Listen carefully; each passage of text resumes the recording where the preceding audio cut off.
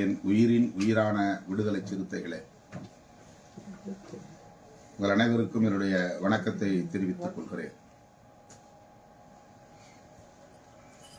இன்னும் 2 நாள் இடைவெளியே உள்ளது. நாடே எதிர்பார்க்கக்கூடிய வரலாற்று முக்கியத்துவம் வாய்ந்த மாநாடு அக்டோபர் 2 உளுந்தூர்பேட்டையில் நடைபெற உள்ளது. மது மற்றும் போதைப்பொருள் ஒழிப்பு மகளிர் மாநாடு அனைத்து தரப்பினரின் கவனத்தை ஈர்த்துள்ளது. கட்சி வரம்புகளை தாண்டி ஜனநாயக சக்திகள் பலரும் இந்த மாநாட்டை வரவேற்று வாழ்த்திக் கொண்டிருக்கின்றனர். விடுதலை சிறுத்தைகளை தாண்டி பொதுவான மக்களும் இந்த மாநாட்டில் பங்கேற்க வாய்ப்பு இருக்கிறது. அந்த அளவுக்கு இது பொதுமக்களின் கோரிக்கையாக, பொதுமக்களின் வேட்கையாக, ஒரு மகத்தான நோக்கத்தை கொண்டதாக அமைந்துள்ளது என்பதை ஒரு சார்பின்றி சிந்திக்கக்கூடிய அனைவரும் உணர்ந்துள்ளனர். இந்த மாநாட்டை அறிவித்த நாளில் இருந்து இந்த மாநாட்டுக்கான தேவை குறித்து விவாதிக்காமல் மதுவாலும் போதைப் பொருட்களாலும் அகில இந்திய அளவில் மனித வளம் எவ்வாறு பாழாகிறது என்பது பற்றி விவாதிக்காமல் மது மற்றும் போதைப் பொருள்களின் வணிகத்திற்கு பின்னால் இருக்கிற மாஃபியா கும்பலின் சமூக விரோத நடவடிக்கைகளை பற்றி விவாதிக்காமல் கல்லூரி பள்ளி வளாகங்களிலும் இந்த பேராபத்து பரவி வருகிறது என்பதை பற்றி கவலைப்படாமல் நகர்ப்புறங்களில் மட்டுமே புழக்கத்தில் இருந்த போதைப் பொருட்கள் இப்போது கிராமப்புறங்களிலும் வெகுவாக புழங்குகிறது என்பதை பற்றி விவாதிக்காமல் விடுதலை சிறுத்தைகள் கட்சி என்ன நோக்கத்திற்காக இந்த மாநாட்டை நடத்துகிறது என்று ஆளாளுக்கு கற்பனாவாத உரையாடல்களில் இறங்கிவிட்டனர். யூகவாதங்களை எதிரும் புதிருமாக எடுத்து வைக்கின்றனர். அனைவருக்குமான ஒரு கோரிக்கை என்கிற போது அனைத்து கட்சிகளை சார்ந்தவர்களும் பங்கேற்பதில் என்ன தவறு என்ற கேள்வியை எழுப்ப இங்கு யாரும் இல்லை.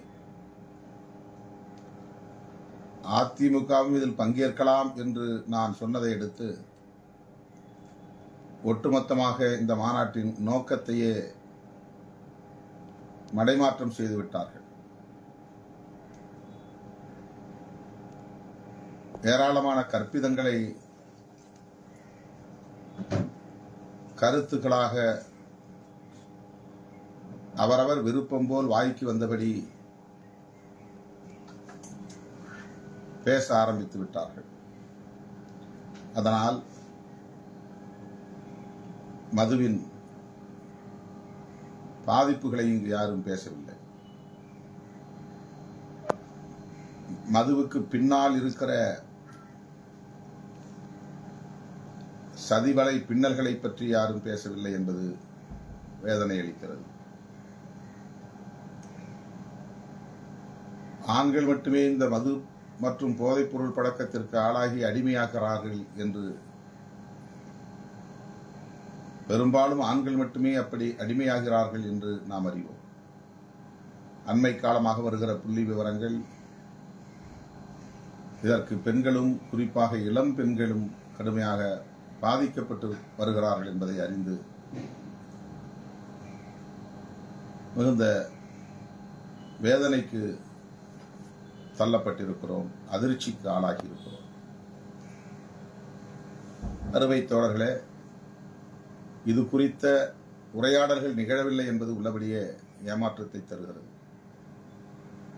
விடுதலை சிறுத்தைகள் கட்சி ஏதோ தேர்தல் நோக்கத்திற்காக இந்த மாநாட்டை நடத்துகிறது என்றும், தேர்தல் அடிப்படையில் தான் அதிமுக போன்ற கட்சிகளுக்கும் அழைப்பு விடுத்திருக்கிறது என்றும், அவரவர் விருப்பம் போல் தமது கற்பிதங்களை பரப்பிக் கொண்டிருக்கிறார்கள் என்பது பெரும் கவலை அளிக்கிறது. அதேபோல மண்டல வாரியான செயற்குழு கூட்டத்தில் மறைமலை நகரில் நான் பேசிய போது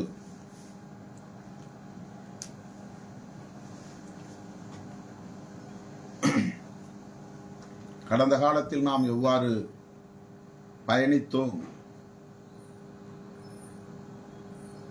என்பதை நினைவு கூர்ந்தேன். நம்முடைய கொள்கை முழக்கங்களை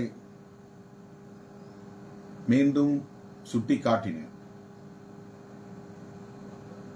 தேர்தல் அரசியலை முற்றாக புறக்கணித்த விடுதலை சிறுத்தைகள் கட்சி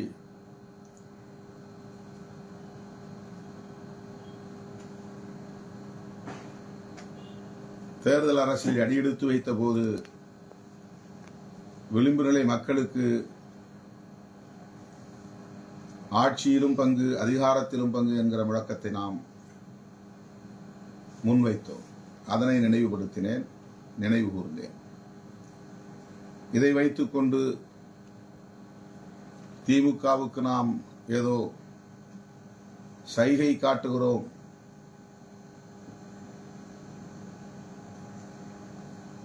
அல்லது அதிகாரத்தில் பங்கு தந்தால்தான் கூட்டணியில் நீடிப்போம் என்று மறைமுகமாக பேசுகிறோம் என்பதை போன்ற ஒரு தோற்றத்தை உருவாக்குவதற்கு நமது கொள்கை எதிரிகள் கண்டபடி விமர்சனங்களை முன்வைத்தார்கள். இதையெல்லாம் இந்த 2 வார காலமாக நாம் தாக்குப்பிடித்து நிற்கிறோம். நமக்கு என்ன கவலை என்றால், எந்த நோக்கத்திற்காக இந்த மாநாட்டை ஒருங்கிணைத்தோமோ அந்த நோக்கத்தையே சிதறடிக்கக்கூடிய வகையில், சிதையக்கூடிய வகையிலே இந்த விவாதங்களை மடைமாற்றம் செய்து விட்டார்களே என்பதுதான் கவலை. ஒவ்வொரு கிராமத்திலும் இன்றைக்கு ஏராளமான கைம்பெண்கள் துன்பத்தில் உழன்று கொண்டிருக்கிறார்கள். மது பழக்கத்திற்கு அடிமையாகி இளம் வயதிலேயே காலமாகி பெண்டு பிள்ளைகளை நடுத்தெருவில் விட்டு போனவர்கள் ஏராளம் ஏராளம். கள்ளக்குறிச்சியிலே 69 பேருடைய குடும்பத்தை சார்ந்த பெண்களும் கைம்பெண்களாக இன்றைக்கு வாழ்வை முன்னெடுத்துச் செல்ல வேண்டிய நெருக்கடிக்கு ஆளாகி இருக்கிறார்கள். பிள்ளைகளை படிக்க வைக்க வேண்டும், அவர்களை எல்லாம் கரை சேர்க்க வேண்டும், அன்றாட தேவைகளுக்கு போராட வேண்டும். இப்படிப்பட்ட ஒரு இன்னல் நிறைந்த, இடர்கள் நிறைந்த வாழ்க்கையில், நெருக்கடியான வாழ்க்கையில் தள்ளப்பட்டிருக்கிறார்கள். இது குறித்து ஊடகங்களில் உரையாடக்கூடியவர்களுக்கு கவலை இல்லை. திமுக கூட்டணிக்கும் அதிமுக கூட்டணிக்கும் யார் யார் வரப்போகிறார்கள், தாவப்போகிறார்கள் என்று கற்பனையான கதைகளை அள்ளிவிட்டுக் கொண்டிருக்கிறார்கள் என்பதுதான் பெரும் கவலை. இந்த சூழலில் எனது அருமை தோழர்களே, நமக்கு கொடுத்த அந்த நெருக்கடியின் விளைவாக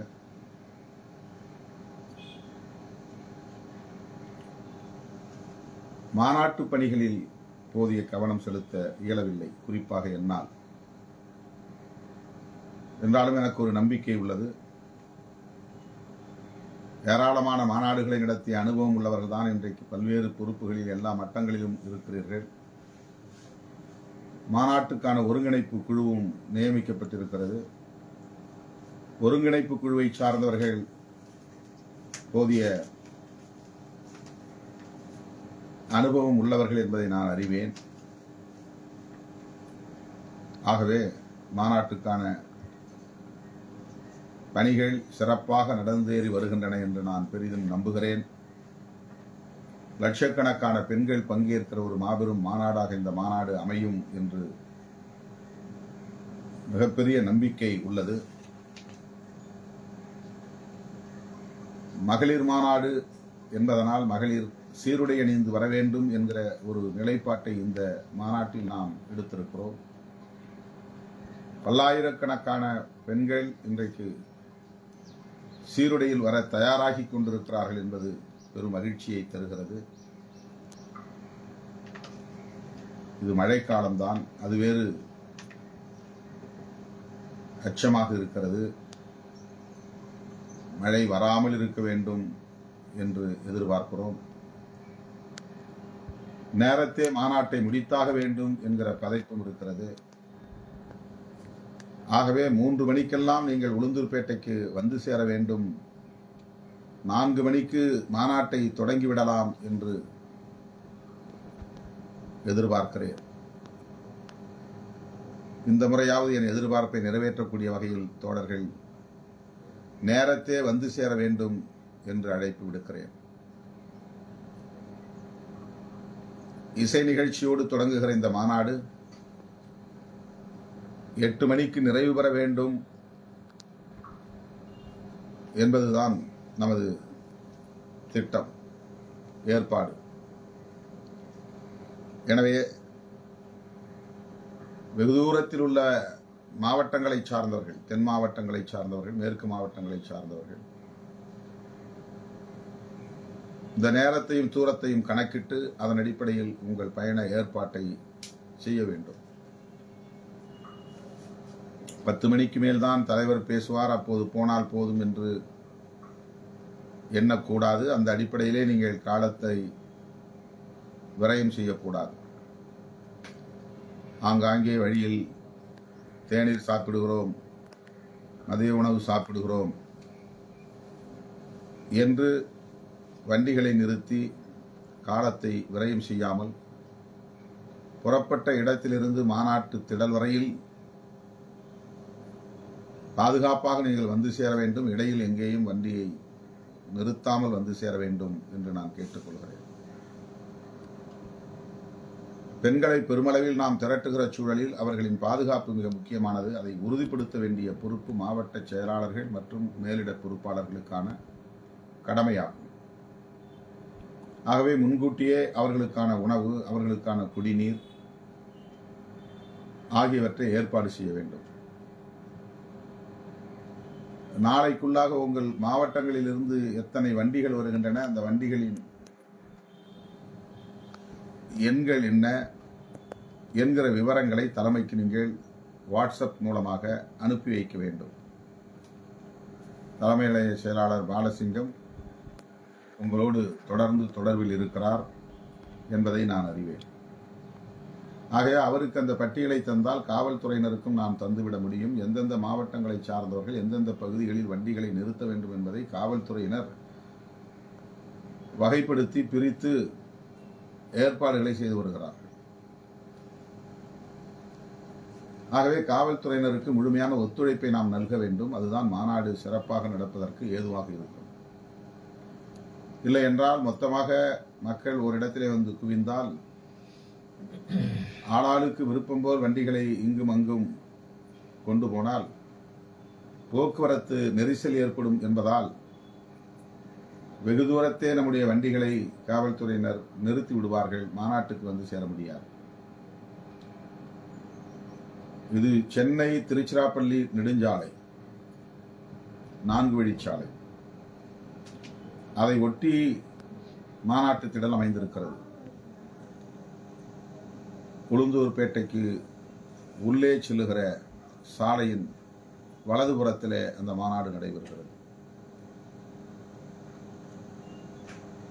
எனவே தென் மாவட்டங்களில் இருந்து வரக்கூடியவர்கள் எந்த பகுதியிலே வண்டிகளை நிறுத்த வேண்டும் என்பதை காவல்துறை முடிவு செய்து நமக்கு வழிகாட்டும். அதே போல சென்னை உள்ளிட்ட வட மாவட்டங்களில் இருந்து வரக்கூடியவர்களுக்கான பகுதி எது, மேற்கு மாவட்டங்களில் இருந்து சேலம், கோவை போன்ற மேற்கு மாவட்டங்களில் இருந்து வரக்கூடிய வண்டிகளுக்கான பகுதி எது, டெல்டா மாவட்டங்களுக்கான வண்டி நிறுத்தும் இடம் எது என்பதையெல்லாம் காவல்துறையினர் வரையறுத்துள்ளனர். அவற்றை உங்களுக்கு தெரியப்படுத்த வேண்டுமானால் நீங்கள் முன்கூட்டியே இந்த விவரங்களை எல்லாம் தலைமைக்கு அனுப்பி வைக்க வேண்டும் என்பதை கேட்டுக்கொள்கிறேன். ஒரு சில மாவட்டங்களில் இருந்து இன்னும் யாரும் இந்த சீருடை, அதாவது பெண்கள் அணிந்து வரும் புடவை, மேல் சட்டை ஆகியவற்றை வந்து பெற்றுக்கொள்ளவில்லை. எல்லா பகுதிகளில் இருந்தும் பெண்கள் சீருடையோடு வர வேண்டும். சீருடை அணிந்தவர்கள்தான் பெண்களுக்கென ஒதுக்கப்பட்ட பகுதிகளில் போய் அமர வேண்டும். ஆண்களுக்கென ஒதுக்கப்பட்ட பகுதியும் பெண்களை இடையூறு செய்யாத வகையிலே இடது பக்கத்திலும் வலது பக்கத்திலும் அமர்வதற்கு ஏற்ப இருக்கைகள் போடப்படும். எக்காரணத்தை முன்னிட்டும் பெண்கள் பகுதியில் ஆண்கள் போகக்கூடாது, அமரக்கூடாது. அப்படி இருந்தால்தான் இது மகளிர் மாநாடு என்கிற ஒரு வரலாற்று பதிவை நம்மால் ஏற்படுத்த முடியும். அவர்கள் மட்டுமே அமருவதற்கு திடலில் 3/2 பாகம் ஒதுக்கப்பட்டிருக்கிறது. பெண்கள் மட்டுமே அமருவதற்கு. அவர்கள் வெளியே வருவதற்கும், அதாவது இருபுறமும், மாநாட்டு திடலின் இருபுறமும் நடமாடும் கழிப்பறை வசதிகள் ஏற்படுத்தப்பட்டுள்ளன. Mobile toilets.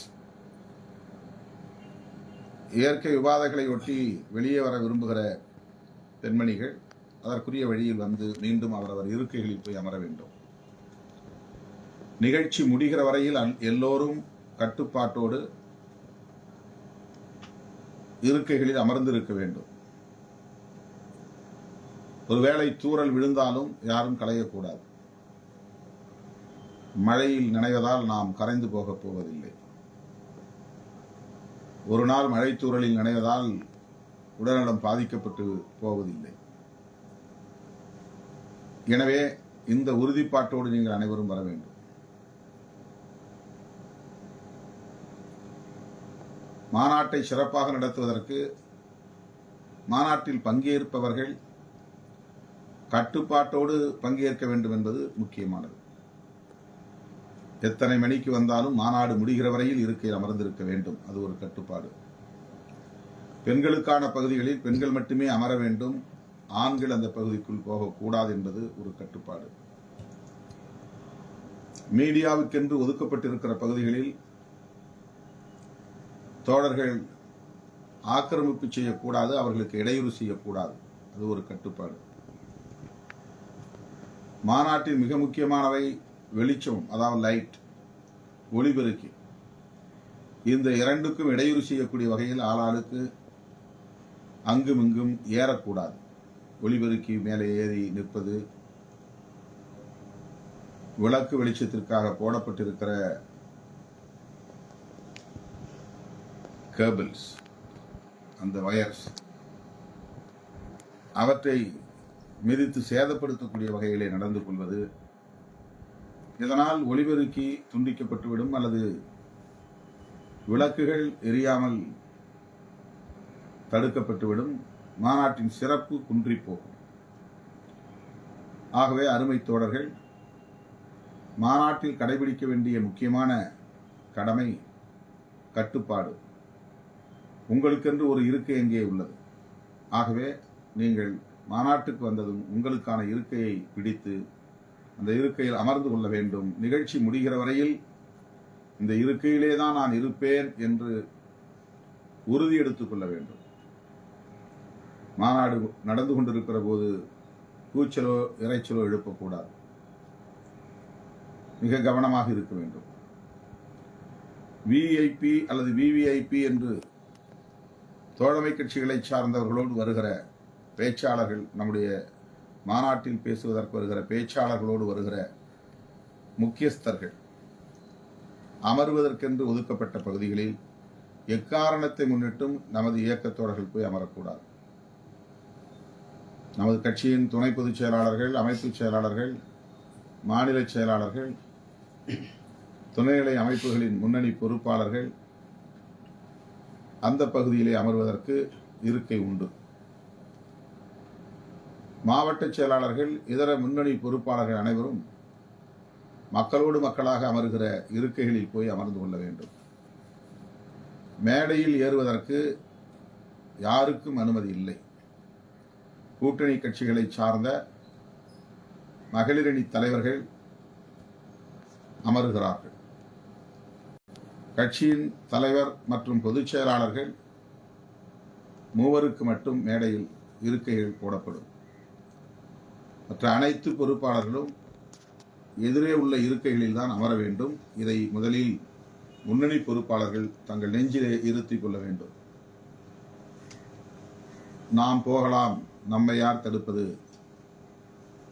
30 ஆண்டுகளாக இந்த கட்சியில் நான் மூத்த உறுப்பினராக இருக்கிறேன் என்ற எண்ணத்தோடு மேடை ஏறினால், ஒவ்வொருவரும் அதே எண்ணத்தோடு மேடை ஏறினால் மகளிர் மாநாடு மகளிர் மாநாடாக இருக்காது. இதை மனதிலே வைத்துக் கொள்ள வேண்டும்.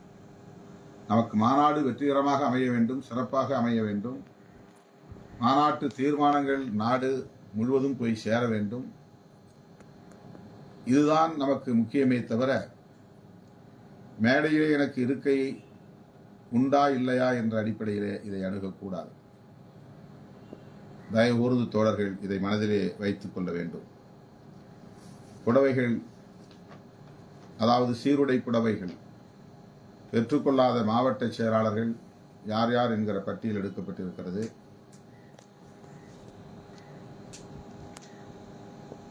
அவர்கள் இந்த மாநாட்டுக்கு ஆற்றுகிற பணிகள் எவ்வளவு இருந்தாலும், எத்தனை பணிகளை நீங்கள் சிறப்பாக ஆற்றியிருந்தாலும், புடவைகள், சீருடை புடவைகளை வாங்கி மாநாட்டில் பங்கேற்கிற பெண்மணிகளுக்கு வழங்கவில்லை என்றால் அது மாநாட்டுக்கு நீங்கள் ஒத்துழைப்பதாக பொருளாகாது. மாநாட்டின் சிறப்பை சிதைப்பதாகத்தான் எண்ண தோன்றும். எனவே நாம் அச்சிடுவதற்கு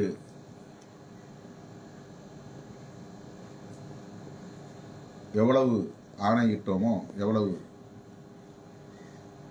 புடவைகள் வேண்டும் என்று கேட்டோமோ அவ்வளவும் வந்தது. தோழர்கள் வந்து எடுத்துக்கொண்டார்கள். இன்னும் சில மாவட்டங்களில் ஒரு புடவை கூட பெற்றுக்கொள்ளவில்லை என்று தெரிய வருகிறது. ஓரிரு நாட்களில் மீண்டும் புதிதாக 10,000 புடவைகள் அச்சிட நாம் கோரியிருக்கிறோம். நாளைக்கு இரவுக்குள் அது வந்துவிடும். நாளை சென்னைக்கு வந்து அந்த புடவைகளை பெற்றுச் செல்ல வேண்டும். பிறகு அதை ஒன்றிய வாரியாக பெண்மணிகளுக்கு பிரித்து தர வேண்டும்.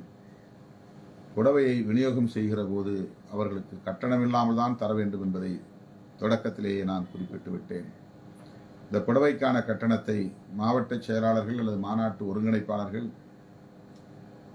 தலைமைக்கு வழங்க வேண்டும், பொறுப்பேற்றுக் கொள்ள வேண்டும். புடவையை அணிந்து கொள்கிற பெண்மணிகளிடம் புடவைக்காக எந்த கட்டணத்தையும் வசூலிக்கக்கூடாது.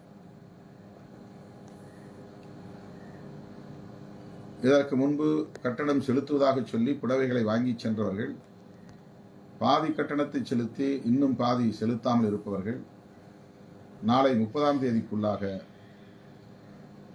நிலுவையில் உள்ள அனைத்து தொகையையும் உடனடியாக தலைமைக்கு செலுத்த வேண்டும் என்று கேட்டுக்கொள்கிறேன். ஒரு மாவட்டத்தில் எத்தனை வண்டிகள் என்று நான் வண்டிகள் என்று சொன்னாலும் அது பெரும்பாலும் பேருந்துகளாக இருக்க வேண்டும். அதுதான் பாதுகாப்பு. அரசு பேருந்துகளே நமக்கு கட்டணத்திற்கு கிடைக்கும். வெல்லும் ஜனநாயக மாநாட்டிற்கு அப்படித்தான் அரசு பேருந்துகளுக்கு கட்டணம் செலுத்தி நாம் எடுத்து வந்தோம். அதைப் போல சின்ன சின்ன வண்டிகளை பிடிப்பதற்கு பதிலாக பேருந்துகளை கட்டணத்திற்காக நாம் பிடித்தால் பாதுகாப்பான பயணத்திற்கு ஏதுவாக இருக்கும் என்பதை தெரிவித்துக் கொள்கிறேன். அரசு பேருந்தை ஓட்டக்கூடிய ஓட்டுநர்களும் பாதுகாப்பான பயணத்திற்கு உத்தரவாதமாக இருப்பார்கள் என்ற நம்பிக்கை உள்ளது. தனியார் வாகனங்களை ஓட்டக்கூடியவர்களில் சிலர் மது அறிந்துவிட்டு வண்டியை ஓட்டுவதை நாம் பார்க்கிறோம். அரசு பேருந்துகளை ஓட்டக்கூடியவர்கள் அப்படி செய்ய முடியாது என்ற நம்பிக்கை உள்ளது.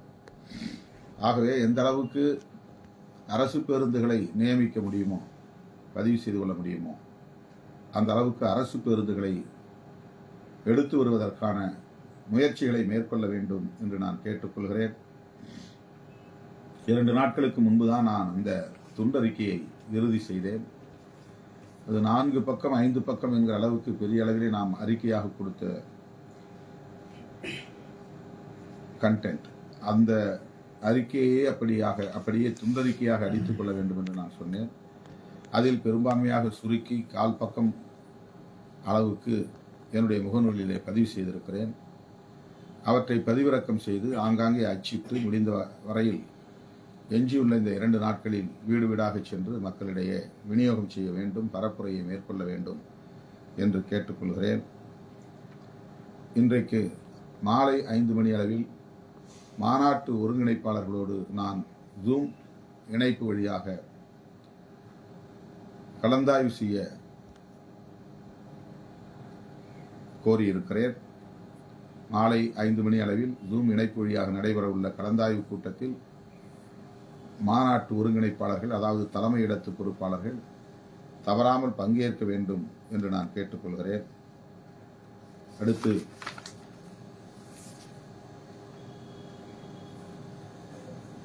சுவர் விளம்பரம், விளம்பரத்தட்டி, சமூக ஊடகங்களில் விளம்பரம் ஆகியவற்றை இயன்ற அளவுக்கு இந்த எஞ்சியுள்ள நாட்களிலும் கூட மேற்கொள்ள வேண்டும் என்று மாநாட்டு ஒருங்கிணைப்பாளர்களுக்கு வேண்டுகோள் விடுக்கிறேன்.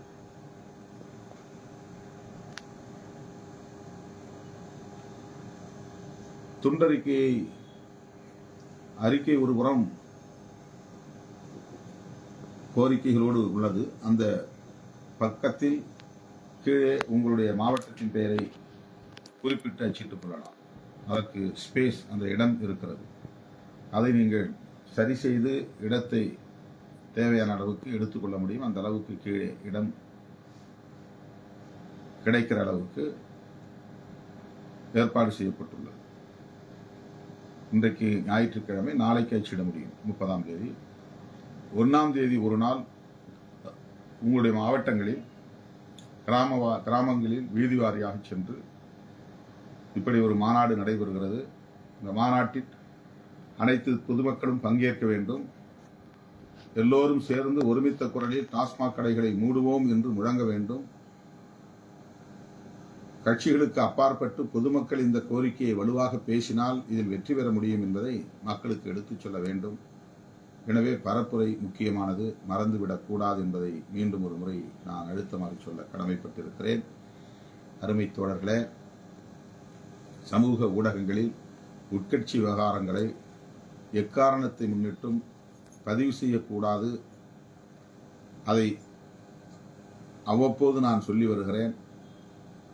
என்றாலும் ஒரு சில தோழர்கள், அதுவும் முன்னணி தோழர்கள், தேவையற்ற பதிவுகளை சமூக ஊடகங்களில் பரப்புவதாக தெரிகிறது. தேர்தல் நேரத்தில் நமக்கு நெருக்கடியை தரக்கூடிய நமது கொள்கை பகைவர்கள் இதுபோன்ற வாய்ப்புகளை பயன்படுத்திக் கொள்வார்கள். என்னுடைய கவனத்திற்கு வராமல் யாரும் எந்த பதிவையும் சமூக ஊடகங்களில் செய்ய வேண்டாம். தேர்தல் முடியும் வரையிலாவது என்னுடைய கவனத்திற்கு வந்து ஒப்புதலோடு அல்லது வழிகாட்டுதலோடு யூடியூப் போன்ற சமூக ஊடக தளங்களில் பேட்டி கொடுக்க வேண்டும். இல்லையேல் அதை முடிந்த வரையில் தவிர்க்க வேண்டும். நீங்கள் கருத்து சொல்லாமல் இருந்தால் ஒன்றும் குடிமூழ்கி போய்விடாது. நீங்கள் கருத்து சொன்னால்தான் ஜனநாயகத்தை காப்பாற்றவே முடியும் என்ற நிலையும் இல்லை. நானே ஒவ்வொரு நாளும் ஊடகவியலாளர்களை தவிர்ப்பதற்கு அது ஒரு காரணம். எல்லோரும் சராசரி மனிதர்களாகத்தான் நாம் இருக்கிறோம். நாம் ஏதேனும் வார்த்தையை விட்டால் அந்த வார்த்தையை பிடித்துக் கொண்டு நமக்கு எதிராக குழி பறிக்கிறார்கள். எனவே எச்சரிக்கையாக இருக்க வேண்டும். எதுவாக இருந்தாலும் கட்சி தலைமையிடம் கேளுங்கள் என்று சொல்ல பழக வேண்டும். இதில் நான் கருத்து சொல்வதற்கு எதுவும் இல்லை. இது குறித்து நீங்கள் கட்சி தலைவரையே அணுகலாம் என்று அவர்களுக்கு அறிவுரை சொல்ல வேண்டும். நம்மை தேடி வந்து விட்டார்கள் அல்லது நம்மை நாடி அழைக்கிறார்கள் என்று மனம் விலகி அவர்களுடைய அழைப்புக்கு மதிப்பளிக்க வேண்டும் என்கிற உணர்வோடு கருத்து சொல்ல போக அவர்கள் ஏடாகூடமாக வாயை பிடுங்குவதற்கு முயற்சிப்பார்கள். ஒரு கட்சியை உருவாக்கி மக்களுடைய நன்மதிப்பை பெற்று 1/4 நூற்றாண்டுக்கு மேலாக இந்த களத்திலே தாக்குப்பிடித்து நிற்பது என்பது அவ்வளவு எளிதான ஒரு செயல் அல்ல. கட்சியை நடத்தி பார்ப்பவர்களுக்கு தான் தெரியும்.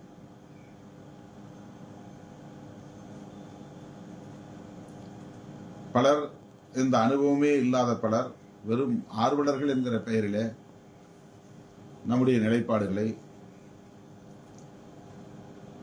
வாய்க்கு வந்தபடி விமர்சித்துக் கொண்டிருக்கிறார்கள். விமர்சிப்பவர்கள் விமர்சிக்கட்டும், அதை பொருட்படுத்த வேண்டாம் என்பதுதான் என்னுடைய வேண்டுகோள். அவர்கள் இறுதி எஜமானர்கள் இல்லை. அவர்கள் உச்ச நீதிமன்றத்தின் தலைமை நீதிபதிகள் இல்லை. அவருக்கு மேல் தீர்ப்பு ஏதும் இல்லை என்று சொல்வதற்கு. ஆகவே சமூக ஊடகங்களில் நமக்கு எதிரான அவதூறுகள் பரப்பப்பட்டாலும் அதை பொருட்படுத்த வேண்டாம். அதற்குள்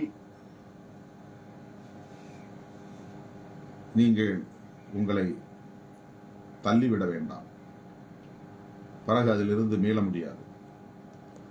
நம்முடைய பயணத்தை நாம் நம்முடைய இலக்கை நோக்கி முன்னெடுத்து செல்ல வேண்டும். அதற்கேற்ப நம்முடைய களங்களை அமைத்துக் கொள்ள வேண்டும்.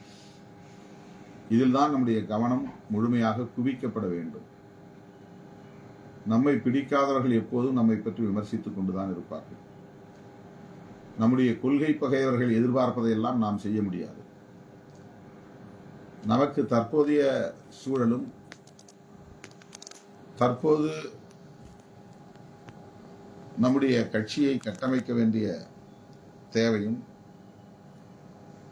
அனைத்து தரப்பு மக்களின் நன்மதிப்பை வென்றெடுக்க வேண்டிய தேவையும் எத்தகைய சூழலில் இருக்கிறது, என்ன நிலைமையில் இருக்கிறது என்பதையெல்லாம் அறிந்துதான் நம்முடைய அடியை எடுத்து வைக்க வேண்டும். நல்லதோ கெட்டதோ தலைமை எடுக்கிற முடிவு முக்கியம் என்று நீங்கள் கருத வேண்டும். சரியோ தவறோ தலைமை எடுக்கிற முடிவுக்கு நாம் ஒத்துழைப்பதுதான் அரசியல் அறம் என்பதை புரிந்து கொள்ள வேண்டும். அப்போதுதான் ஒரு இயக்கம் உயிர்ப்போடு இருக்கும், தாக்குப்பிடித்து இருக்கும், நெடுங்காலம் பயணிக்கும். எனதருமை தோழர்களே, எந்த உள்நோக்கமும் இல்லாத நிலையில் இந்த தேசத்தின் மனித வளத்தை பாதுகாக்க வேண்டும் என்கிற பொறுப்புணர்வோடு தமிழ்நாட்டில் மட்டும் மதுவிலக்கு என்ற கோரிக்கையை எழுப்பாமல் இந்தியா முழுவதும் மதுவிலக்கு என்கிற கோரிக்கையை எழுப்புகிற மாநாடு இந்த மாநாடு. தமிழ்நாட்டில் மதுக்கடைகள் மூட வேண்டும், அதை போல ஒவ்வொரு மாநிலங்களிலும் மதுக்கடைகள் மூடப்பட வேண்டும் என்பது நம்முடைய கோரிக்கைகளில் முதன்மையானது. அரசமைப்பு சட்டம் உறுப்பு எண் 47 படி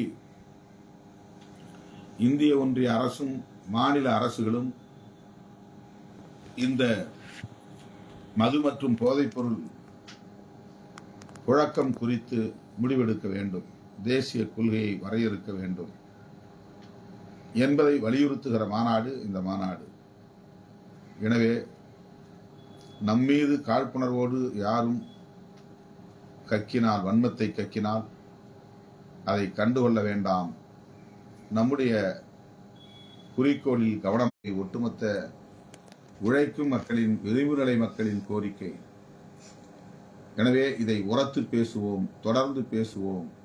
மாநாட்டுக்கு பிறகும் இந்த மகத்தான பணியை முன்னெடுப்போம் என்பதை சொல்லி அனைவருக்கும் நன்றி கூறி முடிக்கிறேன்.